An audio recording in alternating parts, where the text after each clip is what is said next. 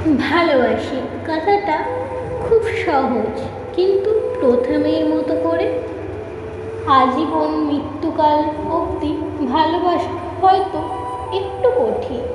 অনেকের কাছে ভালোবাসা অনেক রকম।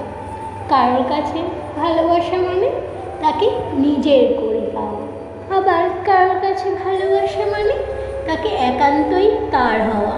কিন্তু আমার কাছে ভালোবাসা মানে তাকে আগলে রাখা, কিন্তু বেঁধে রাখা না।